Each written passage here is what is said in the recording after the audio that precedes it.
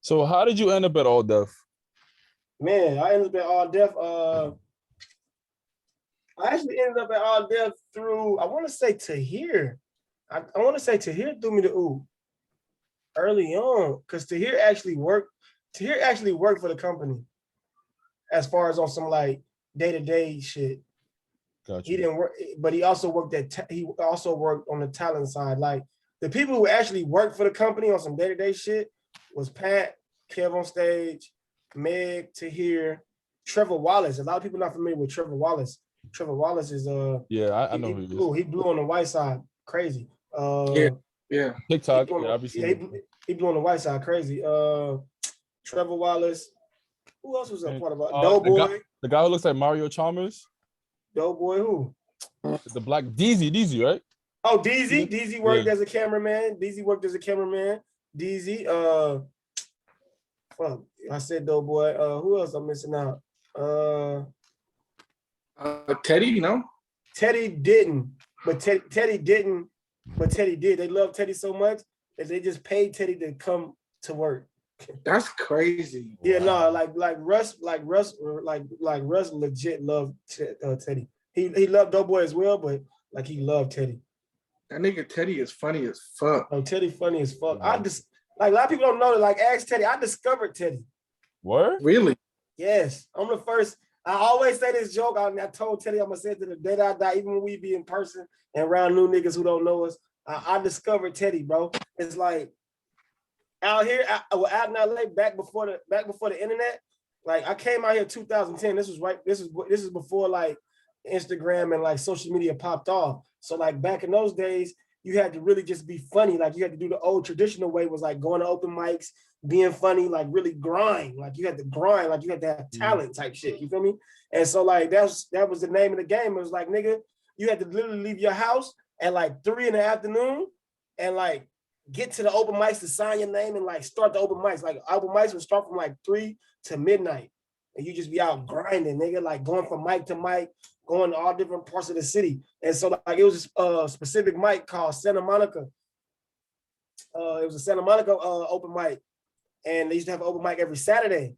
And me and my homeboy Chase, shout out to Chase Anthony, he did the show Bigger on BT. We used to go to this mic, we used to hit mics.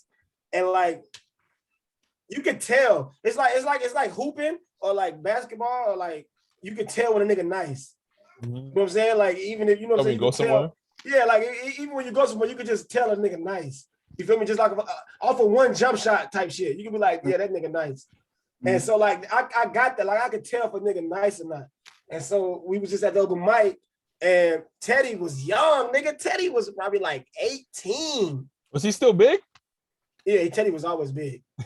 Yeah, Teddy was always big. He actually might have got bigger. Teddy always been big.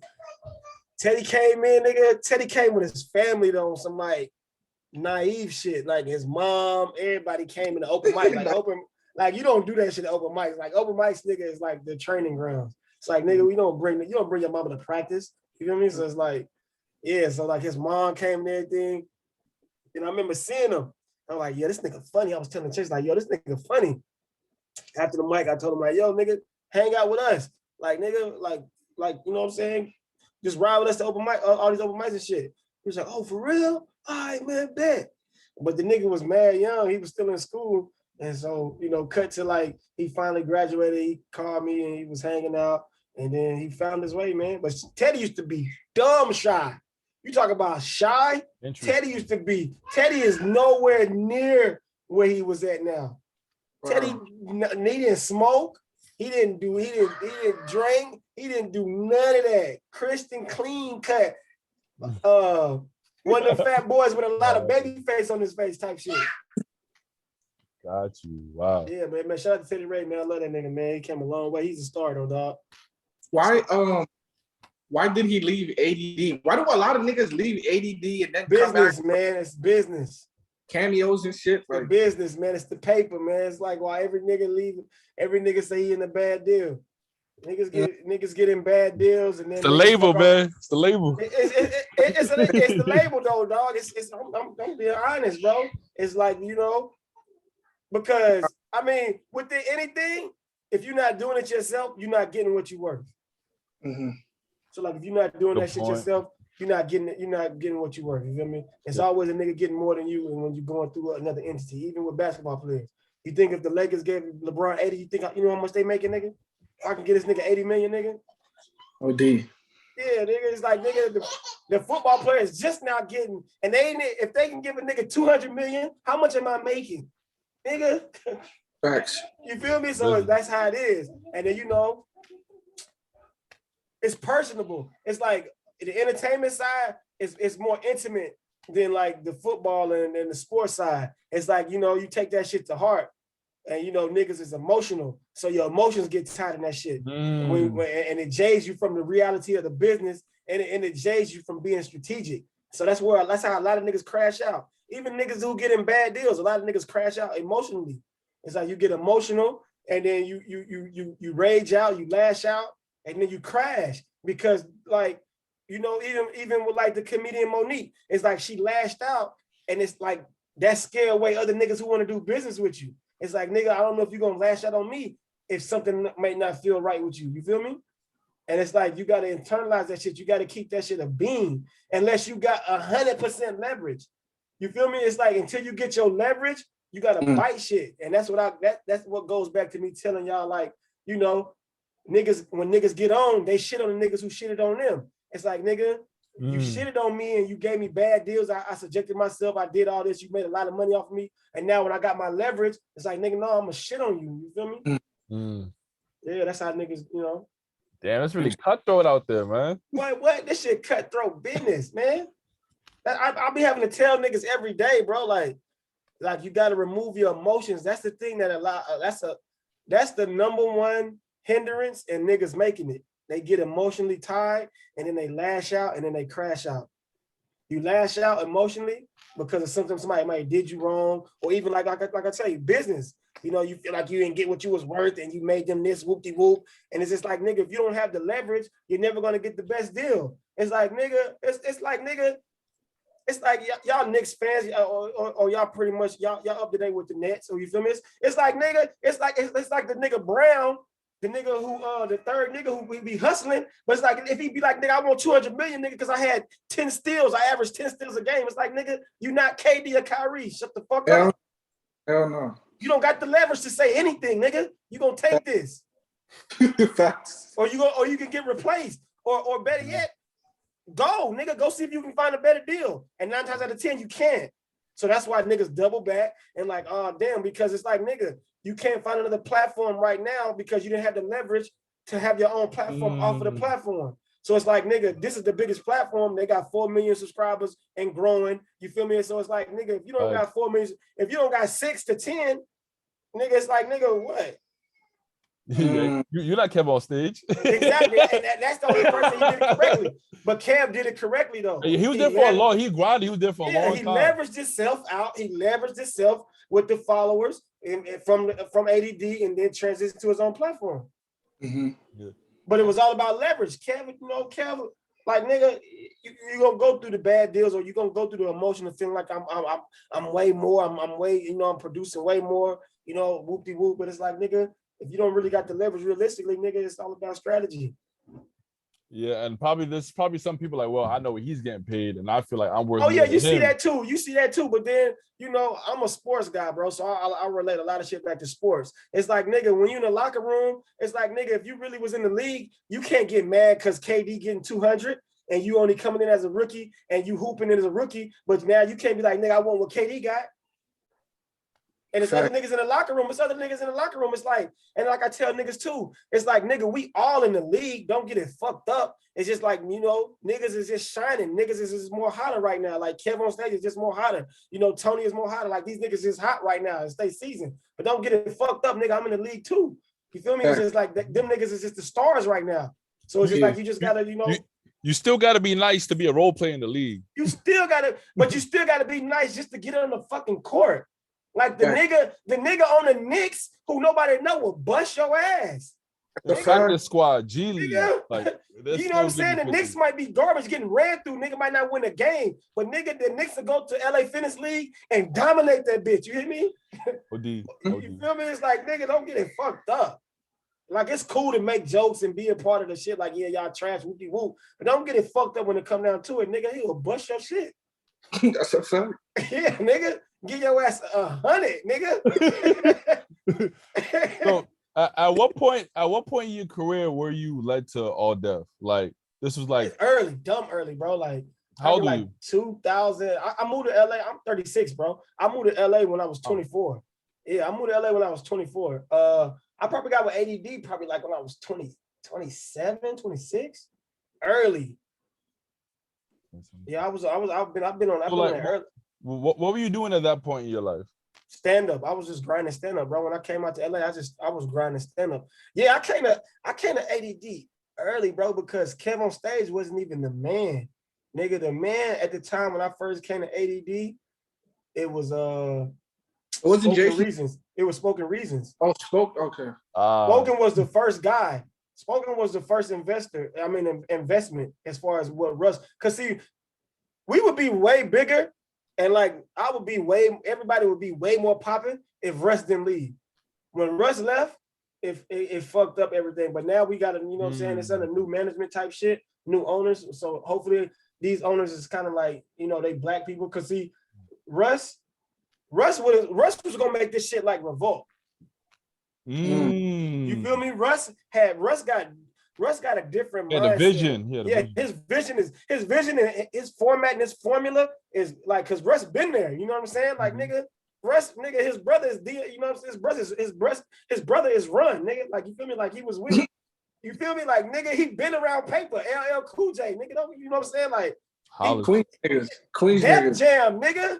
Queens, like he always say, Queens get the money, nigga. Like, Def Jam is the most notable label of all time. His mindset is different, bro. So, he had that shit. Like, he threw the first award show, like, back in his early time. Like, he was plateauing us to be like a bigger network type shit to compete with MTV and shit. You feel me? Like, All Duff was gonna be like that type of channel. Yeah, nigga. Oh wow. So he had a vision. Yeah, vision, nigga. The last thing he sold before he dipped out, he sold the show. He sold a show to MTV2. Like, they had a scripted show on MTV2. But yeah, nigga, like, Russ Vision was crazy. But yeah, Russ Vision was crazy, man. Shout out to Russ, dog. He had to, you know what I'm saying? They tried to kill him, but he got out of there. What is it? How did you end up the host? I ended up the host, nigga. We roasting Teddy, nigga. We flaming his ass. We lighting his ass up. Off cam, on cam? Off cam and on cam, nigga. If y'all go back to the lunchroom roast me, when we was just in the lunchroom roasting niggas, you gotta die. It's like season 2. It's like season 3 or 2. And we in the lunchroom and we just blazing niggas. And that's when I was just roasting. I was just focused on roasting. I'm blazing his ass. We lighting his ass up. To the point, nigga, he just walked off. He just quit. Damn. Man, he quit, nigga. Oh, wait, like, not joking around. He just said, I quit. Like, he's like, yeah, I'm good on this, bro. He's like, I'm good on this. I didn't think he would be sensitive. Like, I don't know. That he's sensitive. Bro, this shit is, dog. Wow. We going for blood, nigga. We're going for blood. But I mean, niggas is going for blood. You didn't get personal though, right? I mean, outside of his weight, that was business. No, but we don't get personal like with family. But everything that you have wrong with you, it's all good. It's up for grabs. The camera's off already, man. What you keep going for? But it's like only thing that's off limits is family. Other than that, whatever you got wrong with you, we're going for it. Like Teddy got eczema. You feel me? And like it was bad at one point. That must be real sensitive. And then on top of that, he's fat. He's big. You feel me? It's like no matter how cool a big nigga try to perceive, like niggas don't want to be fat. You feel me? Like niggas always strive to be a little bit more smaller. And then on top of that, you know what I'm saying? He had eczema, and that's even more confidence shattering because he had like full body eczema, but besides his face, like he had a real bad on his arms and shit, like his hands. Like that shit was real bad, dog. And y'all was talking about that. Going in, nigga, going for blood. That's crazy. And this is before Teddy got his confidence. Like Teddy confidence is probably at his highest it's ever been right now. So you ain't fucking with him. But this is early on, nigga. And confidence is key in everything. Without confidence in anything, nigga, you're dead. That's a fact. Confidence is everything, nigga. Confidence is the master ingredient in anything you do, nigga. Like, and you gotta, in anything, you gotta, it can't waver, and that shit gotta be persistent. Your confidence is everything, nigga. That's a fact. Like, nigga, that's the only thing niggas is missing is confidence. To be quite honest with you, the only thing niggas is missing is confidence, bro. Because you already got what's in you. Mm-hmm. That's and whatever you want, anything you want to say, only thing you missing is confidence. I can really agree with that, because I know a lot of funny people that they can have their own podcast, their own show, their own blog, or something like their own YouTube, and it probably is that lack of confidence that's holding them back. It's the lack of confidence, but the confidence connects to consistency. Because the only reason you're gonna be consistent is because you're confident that this shit working and you're gonna do it. Thanks. Yeah. That's it, bro. The master ingredient in anything is confidence, dog. Without that shit, it's a wrap. Only time a nigga be inconsistent is because he feel not confident in what he doing. And that means he wavers into something else where he'd be like, you know what? I'm not fucking with this shit. No, it's because your confidence wasn't there to think that you can see it through. Mm-hmm. And that shit attaches to everything, bro. So it's just like, even Stephon Diggs had said some crazy shit. He was like, nigga, like he like confidence. He was just basically saying like, nigga, that's the only thing he focused on is his confidence. And keeping his confidence even when he down. It's like, nigga, keeping that confidence.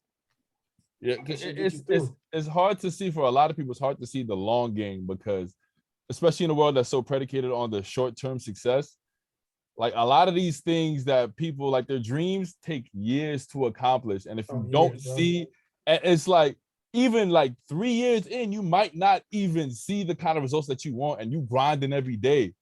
So that's what kind of, you feel me? People, bro, I'm 10 years in.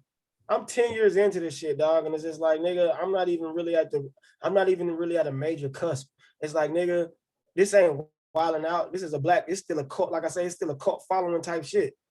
You feel me? So it's like, nigga, it's damn near, it's an acquired taste. It's like, nigga, we got a cult following. This ain't wilding out. Like, them niggas on wilding out is on a crazy platform. So they don't got to do no work. All that shit coming to them because it's on a crazy platform. And it's like, nigga, you feel me? Like, I'm 10 years in. And like, even though y'all know me, but like, nobody know me. You ever get noticed on the street? Oh yeah. Like, I shout out to ADD. I get noticed all the time. Like, that's a blessing, and that's dope as hell. That's even shocking to me though, that it's still like that big. Cause like, even though like they got 4 million followers, but compared to like other niggas, that's not a lot of following. Like, compared to what's on YouTube, that's not a lot of following. You feel me? Like 4 million is cool, but that's not a lot of following compared to some nigga subscribers on like Mr. Beast on YouTube. That nigga got he got like what, 30 million, 50 million subscribers? David Zobrist, whatever his name is. It's like, nigga, and he live in South Carolina. It's like, nigga, he got 50 million subscribers in South Carolina. It's that's like, crazy. Nigga, bro. He's not even a major city, No, he in Greenville, South Carolina, bro. That's crazy. I mean, I'm not gonna lie, I definitely noticed a lot of the white platforms, they kind of get, I don't know what the algorithm does, but they get a bit more shine, man. Facts. I can see that. That's tough. No, but I do get recognized a lot, bro. And it's dope as hell, though. I'm forever grateful. I be shocked sometimes because I just be in regular nigga mode, and nigga be like, nigga, I know you. And I'm still thinking, I'm like, nah, you don't know me, bro. On some like shit, like nigga might try to off you. You feel me? On some like, you know what I'm saying? A couple times. Still from Cobb County. Because I'm a normal nigga. I'm not arrogant. I don't walk around. I don't walk in this bitch like young Brandon Lewis from roast me. You feel me? It's like, nigga, I know don't nobody really, I know it's a cult following. So like, I know I'm like regular life. So like when a nigga, and then, 90% of the niggas who recognize me as black people, and it be niggas, and it be like, nigga, and like a nigga, well, if a nigga say, yo, I know you, it's like, no, you don't know me, nigga. You feel me? Like, nigga, I'm not an op, nigga. That's like the beginning of an op, nigga. It's like, nigga, I know you, nigga. You got my mans last week. It's like, nigga, nah, nigga. And then niggas be like, nah, nigga, you the funny nigga. I'm like, oh, man, I appreciate it, bro. Instant that, nigga. Because, nigga, I don't want to be an op. Did you ever expect to be with All Duff for this long? I didn't, bro. And like, I didn't. And see, with me, I still got a strategy.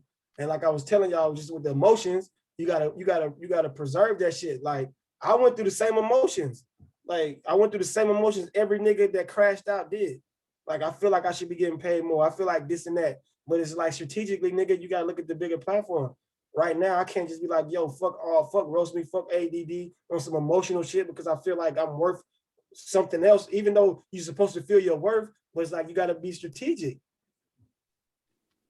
Got you. Because it's way harder. It's way harder. It's like the nigga who jump off the ship too early and it's way too hard. It's like, it's like nigga. You left the whole crew back there. Like. But and at the same time, it's like, I could jump off a ship and be like, yo, y'all niggas fuck with me. And then y'all come to my channel and it's like, it's kind of whack. It's like I got 100 followers. You feel me? Like I got 100. It's like it's whack, nigga.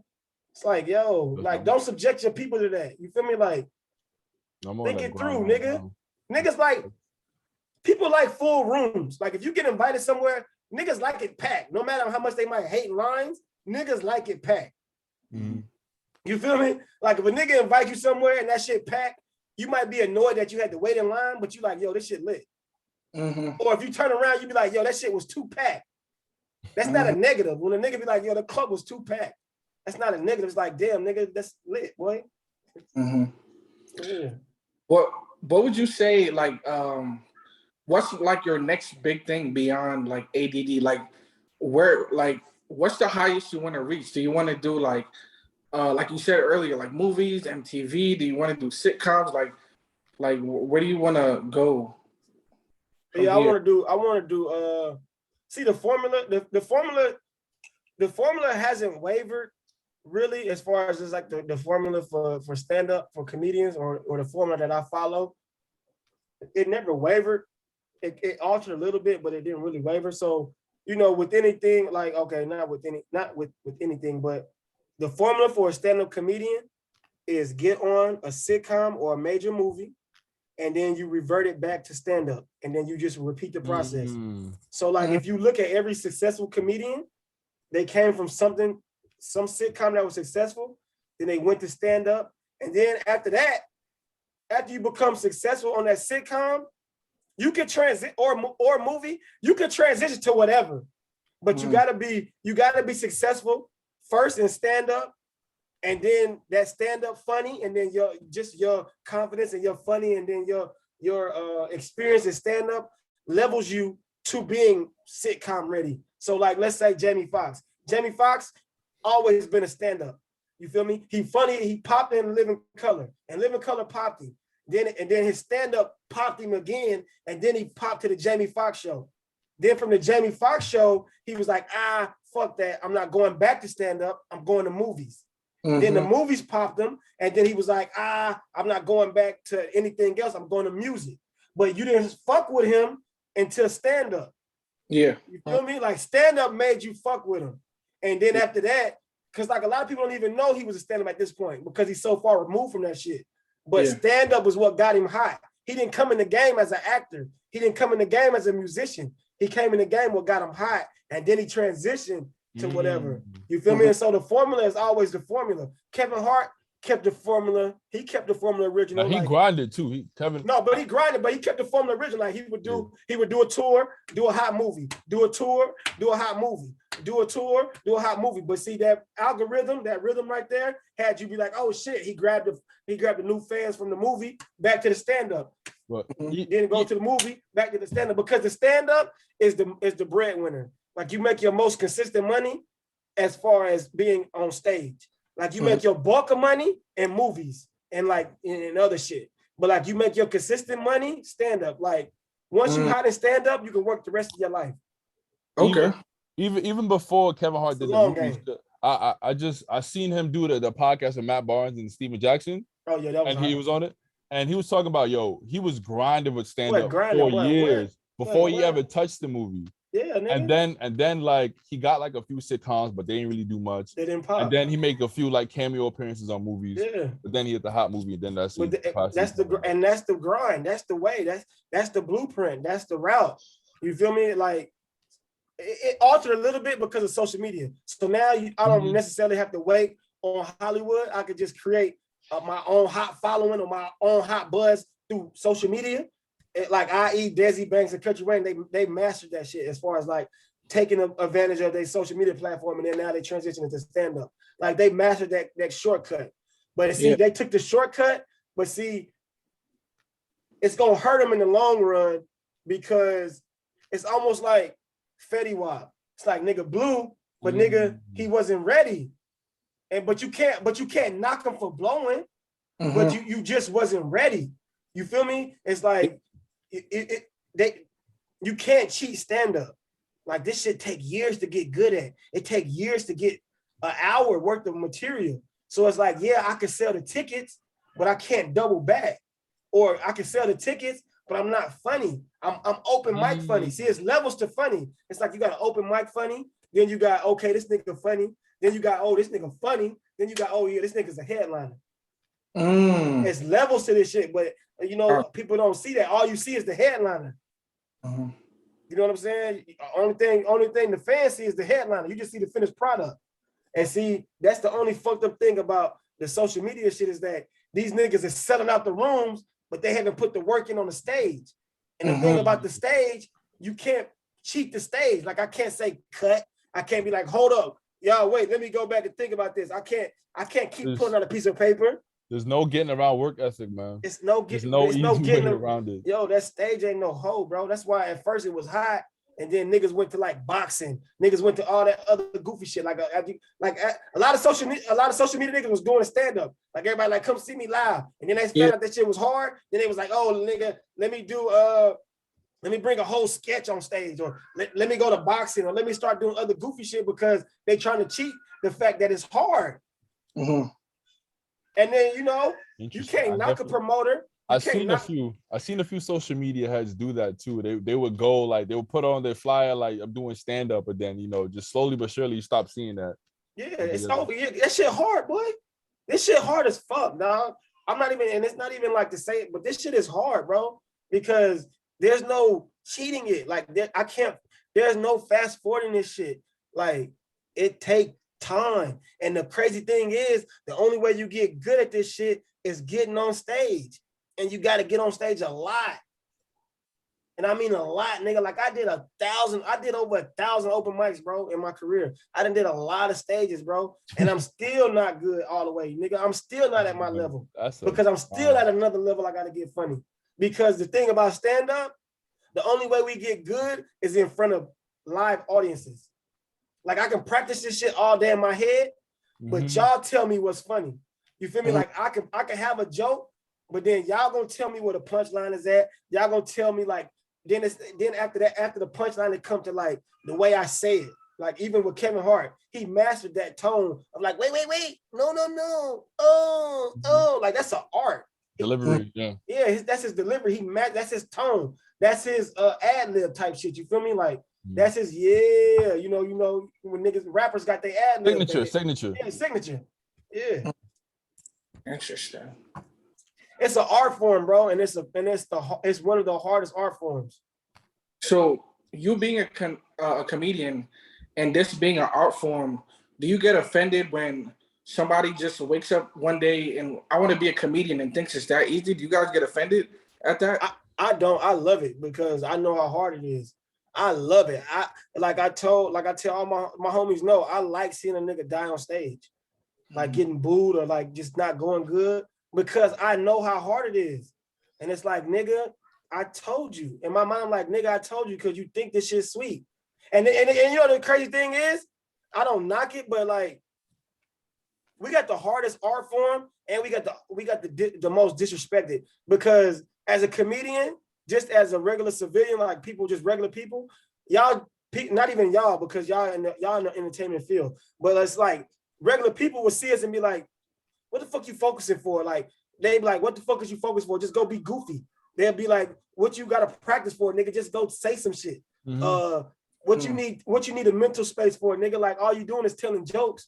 It's like, it's the most disrespected shit. It's like, and then it's also the most attached to thinking I can do it. It's like, nigga, I can be funny, nigga. I'm funny. No, just because you're funny in your break room, nigga, you can't be funny to 400 people, strangers. Like, you feel me?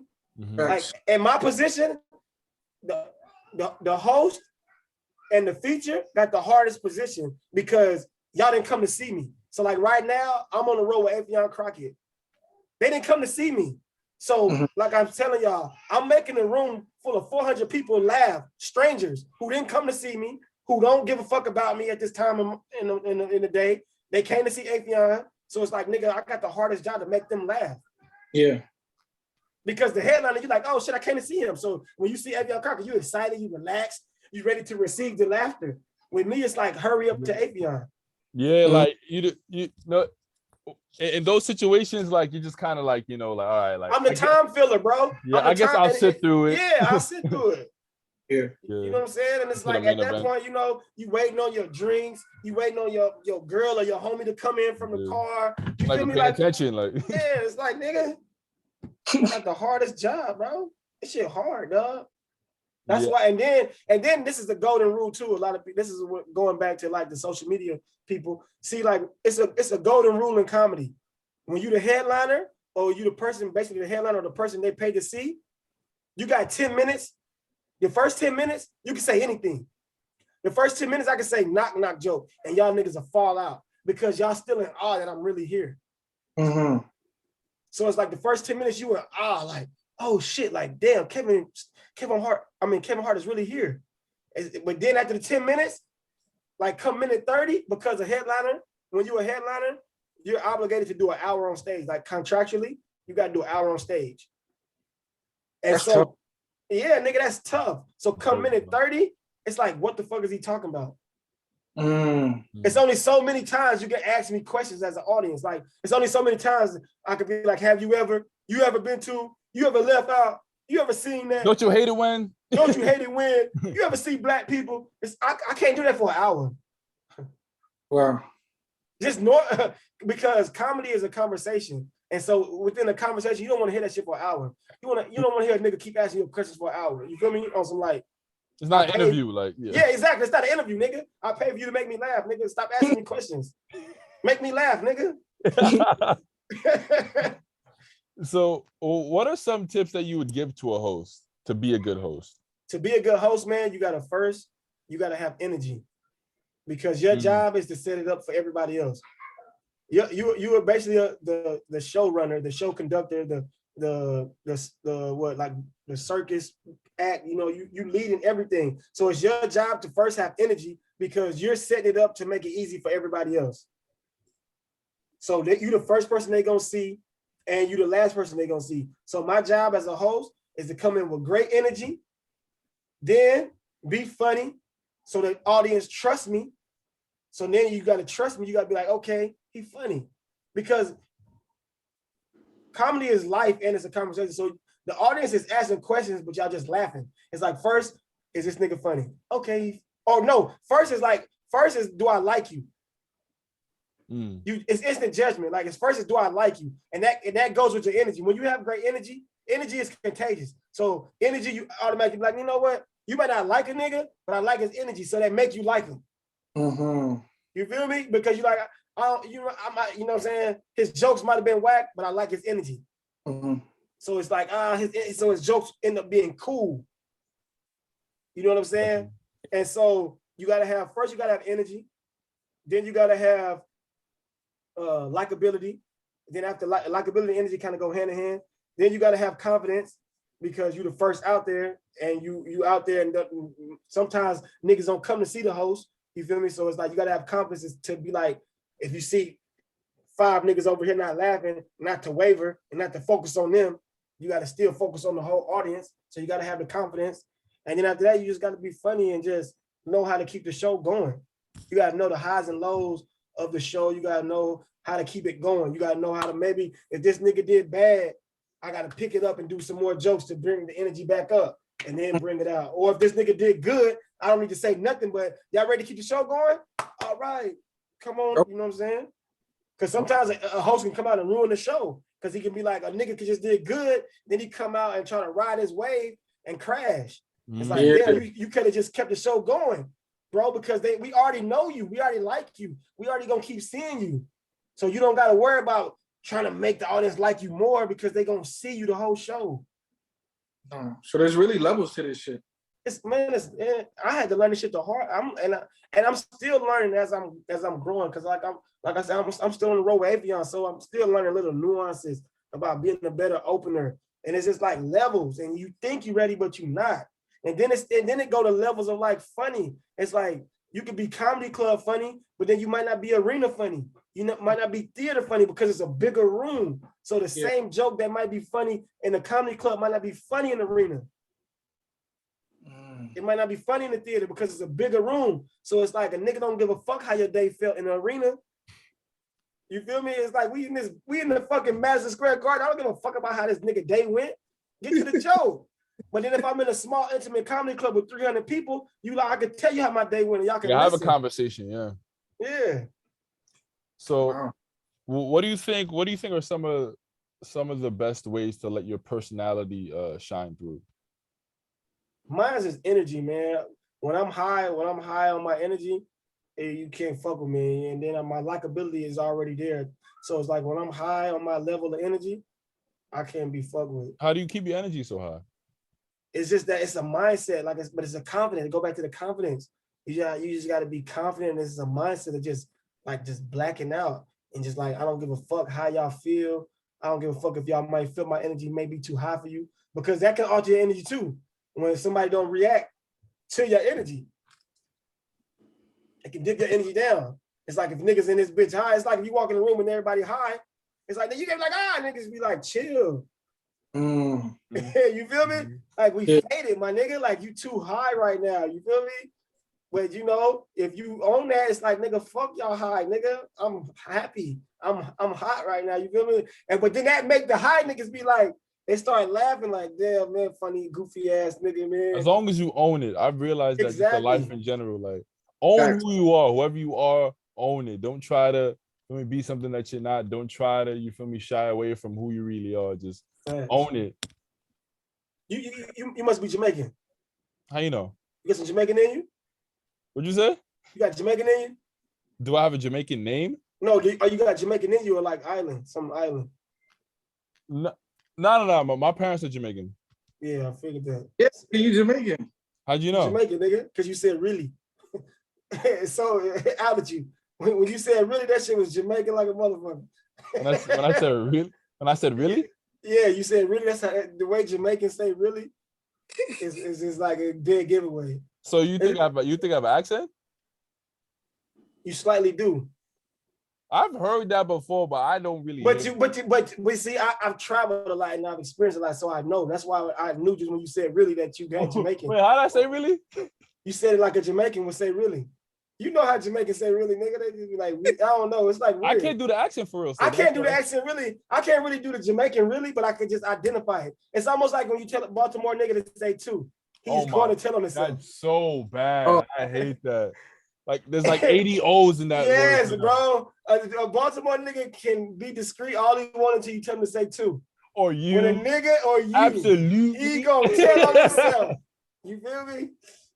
Yeah, wow, that's crazy. That's crazy. Because I've heard a handful of people say you have like just a hint of a Jamaican island, accent. Bro. Yeah, some island in you, dog. I never heard it. I've heard people say I have a New York accent too, but no, for sure y'all got New York accents. What does that mean to you? New York accents, y'all enunciate everything. Every syllable is enunciated. That's not an accent. It's called speaking regular. No, but see, like I told you. See, we're so militant minded in the South. That's the white man, bro. There we go. No, but I'm just saying that's how we think. Like we think, like nigga. Spanish people speak Spanish. Mm-hmm. We black niggas, so we talk black. So we don't enunciate shit like this is our language. Like what's happening, man? Like we saying like what the fuck going on, boy? Like this Atlanta shit, boy. Like what the fuck going on? Hell no, y'all like what the hell go? Like we don't enunciate all our syllables, bro. That's just black. Ain't no teacher teach you to speak like that. Facts. Ain't no teachers taught you to speak like that. But ain't no teachers teaching niggas Spanish like that, really, for real. Niggas ain't speak. They not though, bro. On the grand scheme of things, yeah, you could take the Spanish level on some like random shit. But nigga, a Spanish teacher, you know what I'm saying? They not teach. If I'm Spanish, she not gonna talk Spanish to me in the whole classroom English. I suppose. Yeah, y'all just speak weird. I don't really don't think that's an accent though. I think if you speak normal, that's just it looks like an accent to you because y'all don't speak normal. You feel me? Exactly. Because we have our own dialect, nigga. But see, y'all don't no, but it's not a knock, but it's like y'all have this, you damn near British. The next level between your clean talking nigga is talking like a Brit.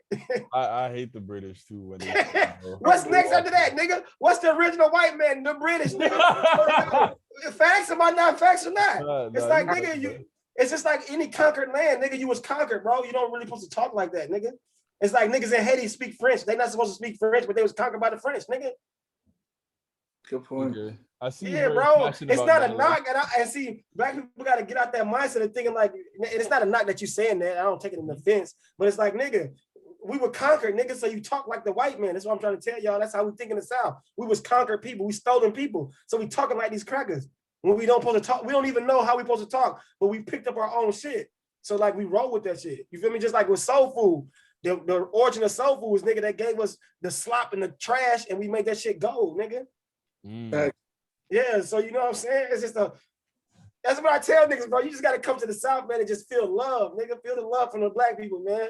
We went to Atlanta once. That shit was boring. I mean, trash. I'm doing garbage, boy. It was trash. Now we went to Peach Street, whatever y'all call this shit. Oh yeah, Peachtree Street. Yeah, that's downtown Atlanta. Y'all went down, but y'all went to the commercial. That's like a nigga going to Times Square. It's like, yeah, that's cool. But there's a lot of stuff to do in Times Square though. But if you really endorsing the culture type shit, it's like, nigga, I want to go to Harlem, nigga. I want to go where these niggas be at type shit. Like, I want to see Marcy. Like, I'm just saying, you know what I'm saying? You want to see that, you want to experience that shit. Nigga don't want to go to Times Square. Like, if I'm really endorsing the culture, nigga, like, I want to see Queens, nigga. I want to go to Jamaica, Queens. I want to see where 50 got shot at type shit. Or I want to see where Run DMC grew up. Like, I want to see that shit. Right or wrong, though? Nah, I feel you. Me personally, I wanted, because when I'm outside of New York, I want to see, like, tourist sites. So that's why, like, nigga, when, like, I'm in LA, nigga, like, when niggas come in, they want to see where Nipsey got killed, that type shit. Niggas want to see that. We was in LA not too long ago, too. Yeah, like, in July. Last summer, yeah. Yeah, bro. Like I tell you, man, you can't. Hey, man, in the South, we gonna say, man, you talking like them crackers.